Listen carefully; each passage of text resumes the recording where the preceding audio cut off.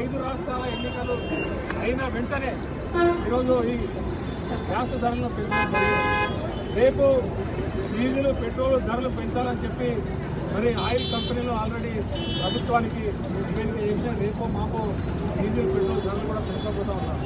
అదేవిధంగా మరి వినియోగానికి సంబంధించినటువంటి గ్యాస్ ధరను కూడా కొనే పెంచుతారు. ఇప్పటికే మరి ఎవరైతే చిన్న చిన్న వ్యాపారం చేసుకుంటా ఉన్నారో ఇడ్లీ బండ్లు పెట్టుకొని దోశ బండ్లు పెట్టుకొని చిన్న చిన్న వ్యాపారాలు చేసుకొని మరి బ్రతుకున్నటువంటి పేద వర్గాలు చాలా ఇబ్బందులు పడుతూ ఉన్నారు. ఈ వంట గ్యాస్ ధర పెరగడం వల్ల నిత్యావసర వస్తువుల ధరలు తీవ్రంగా పెరిగిపోతూ ఉన్నాయి. డీజిల్ పెట్రోల్ ధరలు కూడా పెంచుతామని చెప్పి భారతీయ జనతా పార్టీ ప్రభుత్వం చెప్తా ఉంది. అంటే ఈరోజు కేవలం ఆయిల్ కంపెనీల లాభాల కోసం ఈ ప్రభుత్వం నడుస్తామని తప్ప ప్రజల గురించి ఆలోచన చేయడం లేదు, ప్రజల బాగోగుల గురించి ఆలోచన చేయడం లేదు. మరి ఎన్నికలు అయిన వెంటనే ఈ రకమైనటువంటి పెంపు అనేది దీన్ని తీవ్రంగా నిరసించాల్సిన అవసరం ఉంది.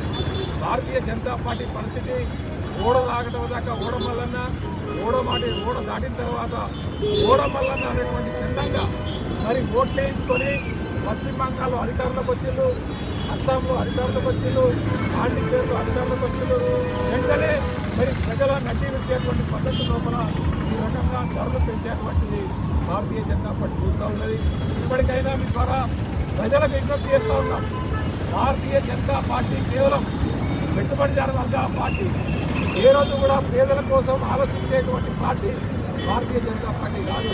అది కేవలం పెట్టుబడిదారు వర్గాల కోసం, పెట్టుబడిదారు వర్గాల దేవుళ్ళు ఇవ్వడం కోసము మరి ఆలోచించేటువంటి పార్టీ తప్ప పేద ప్రజల పార్టీ బీజేపీ కాదు. భారతీయ జనతా పార్టీ మరి దళితుల పార్టీ కాదు.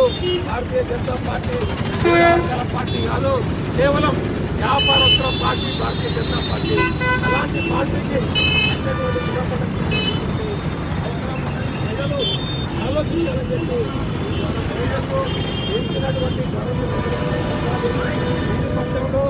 ప్రజలు ఈ ప్రభుత్వం